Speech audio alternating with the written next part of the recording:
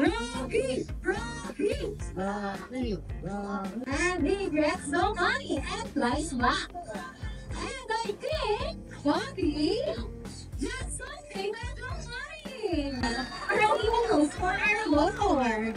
Here we go!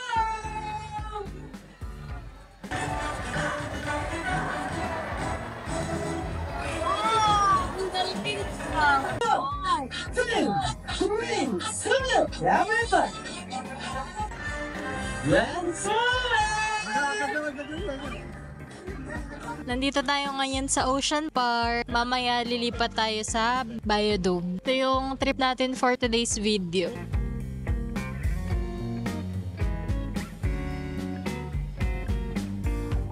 Hello! Hi ka sa vlog! Hello guys, allergic ako sa kasoy. Buburaw tayo guys. Sarap! Paano yung ganyan? Andito kami ngayon sa Ocean Park. Wala pa kaming intro kanina. Hi guys!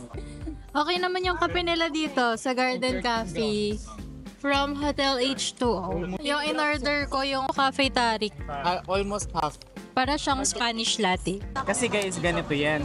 Sa Klook kasi, Nagpa-Ocean Park sa magkano lang? 1,000 lang. May Biodome ka na, tapos may Ocean Park pa. Eh kung magbabayodome ka lang, 750 yun. Tapos pag dito Ocean Park lang, 750 lang din. So dalawang 750, 1,500 na agad. Diba? Eh dito magiging 1,100 lang ata. Pero gamit namin yung Klook, kaya naging 1K lang. So dalawa kami, 2K lang. Diba?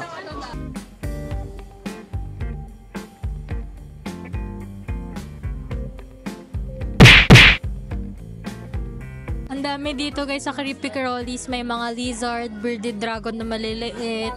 May tortoise pa nga eh dito. May tortoise pa banda dun. Na tayo sa tortoise. Yan na, tortoise. Red-footed tortoise. Nakakatakot! Ang laki! Guys, ang cute, di ba? Comment below kung bibilin ko siya or hindi. At thank you yung comment niya talaga. Bakit siya?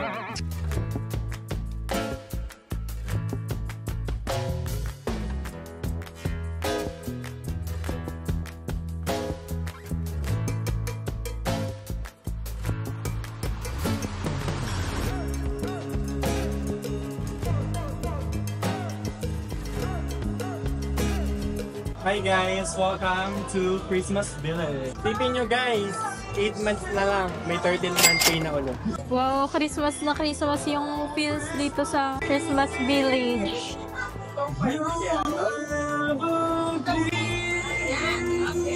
Tapos na tayo sa Penguin. Pagilabas, may gift shop dito. Souvenir shop. Wow! Ayan. Meron daw pong bading na penguin. Please, LGBT, wag niyo akong i-bash. Bading tong nagsasabi. Penguin, dalawang lalaki. Tapos ito, dalawang babae. Diba? Puro kabadingan. Happy Pride Meron talaga. kaming trivia for today. Yung mga penguin, kapag nakahanap na sila ng partner nila, yun na yun habang buhay nga eh. Kahit madeds yung penguin na yun. Bigyan ng pebbles. Nabusog.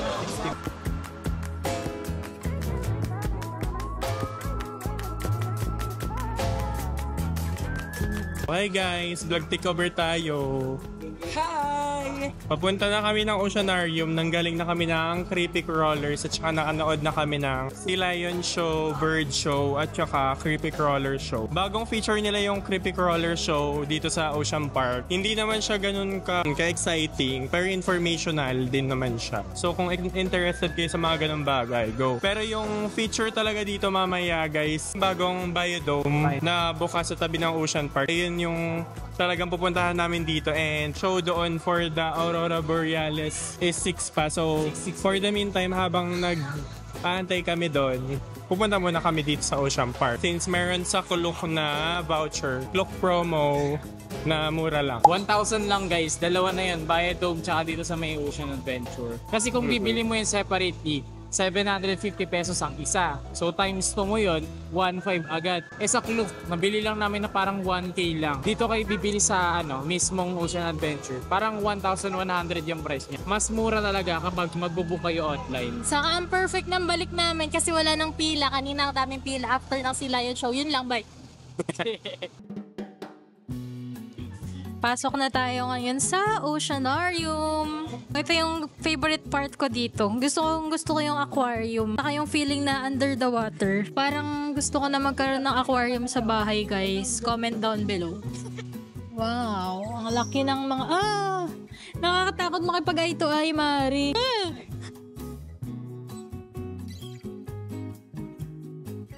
Akala ko gusto mo na ng aquarium sa bahay. Titingnan mo naman kasi, ang laki. Hindi naman ganyan na aquarium. Isang aquarium lang, pero isang isda lang din siya. Gusto ko yung mga goldfish lang, ganun. Ayan, ganito yung sample ng gusto kong aquarium. Hindi yung ganyan, sis. Tilapiyang colorful. May trivia ako guys dito sa mga Arapaima. Kaya nilang umangat sa surface for 5 to 15 minutes. Vlog takeover part 2 tayo. Nag-iikot na sila currently dito sa Jungle Trek sa Ocean Park.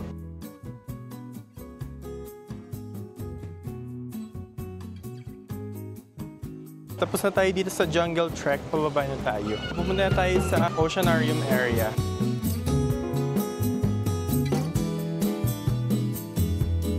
After nung The Reef, ito na yung another portion ng Oceanarium. Lost Atlantis.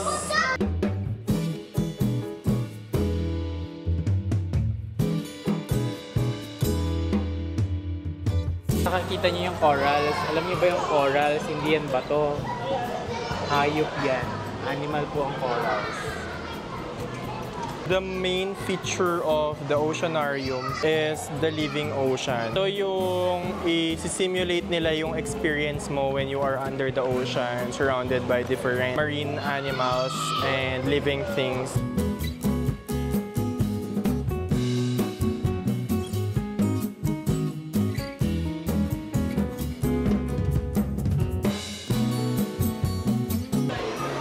So dito guys, kakatapos lang natin sa Living Ocean, which is yung main feature ng Oceanarium dito sa Ocean Park. Next they have Deep Sea.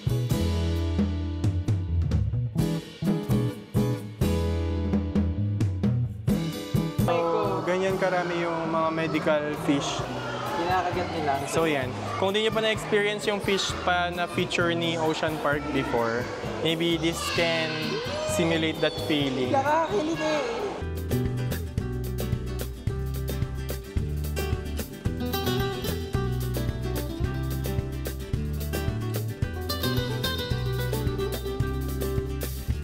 Tapos na kami mag-ikot sa Ocean Park. Ngayon, pupunta na kami sa Biodome. Ito talaga yung inaabangan ko for today. Gusto ko siyang i-compare doon sa Garden by the Bay na Cloud Dome sa Singapore. Kamukha kasi siya eh, pero ito, sa labas pa lang, mukha siyang maliit na version. Yung sa Singapore kasi malamig, yung mga halaman doon, pang malamig na weather. Eh dito open air siya. Gusto kong malaman. Curious ako dun sa mga halaman na nandun sa loob nitong Biodome. Saka sa Animals Net, yung pinaka-highlight for me is yung light show nila mamayang 6 PM, yung Aurora Borealis light show. Thank you!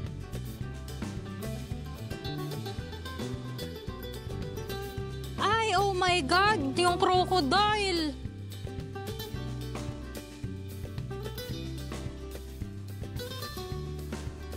Punta tayo sa tunnel, nakita yung crocodile sa taas. Sana hindi ako matakot. Ayan guys, pumasok sila dyan sa tunnel.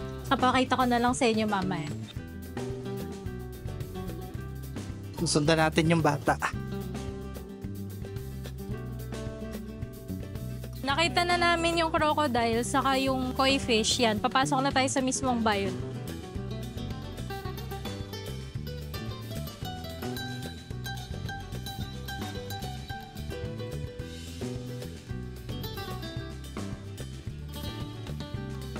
Eto, pwede tayong pumasok dyan.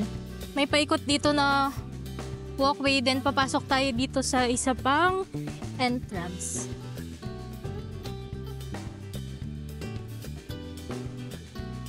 Meron din pala ditong zipline adventure.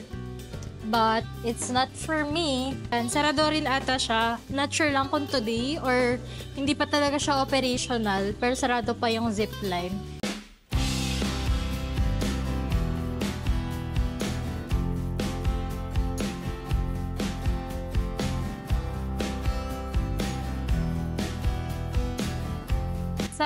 kasi 5 PM na kami nakapasok. Wala na kaming naabutan na animal sa amphitheater. Pero makikita nyo pa rin naman sila pag lumibot. Mas close encounter lang kapag nasa amphitheater. So yun pala siya, yung dome nila, nandun yung mga birds. Souvenir shop. Ang cute naman nito. Sa iglo. Meron din sila dito ng tunnel. Parang same doon sa Oceanarium. Pero mas maiksi lang siya. Saka mas maliwanag. Ayun,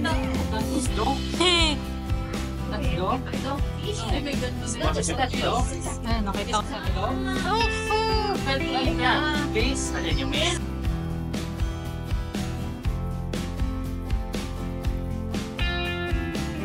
Hi! 5:49 PM na guys. Hahanap na kami ng pwesto para sa light show.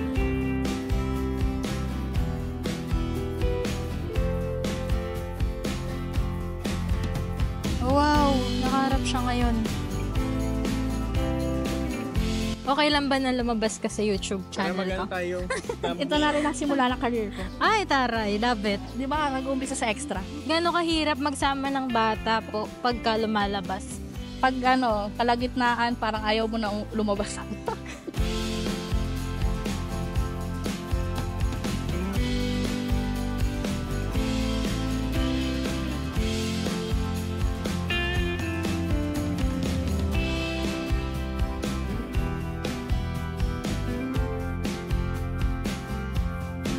Last entry sa Biodome is 6 PM. So kung gusto niyo manood ng light show, pumasok na agad kayo before 6 PM. Sana maganda yung shot natin dito. Na-excite ako. Super na-excite ako. Ito talaga yung pinuntahan ko dito, yung light show.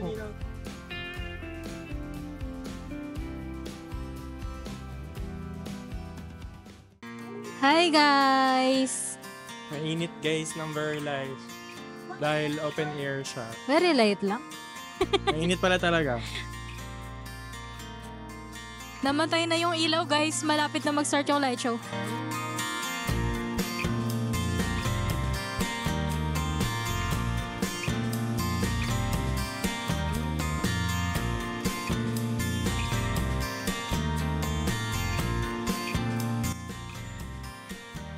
Lilipat tayo ng angle guys kasi di ganong kita dito pala sa taas.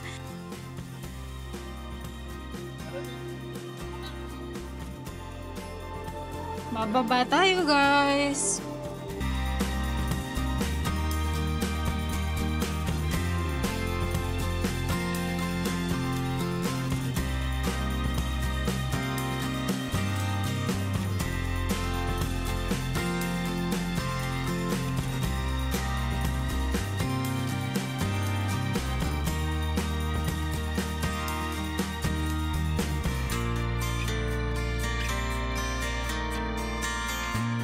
And we are ending this vlog with the Aurora Borealis light show dito sa Philippine Biodome.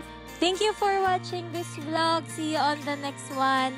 Don't forget to like and subscribe. Bye!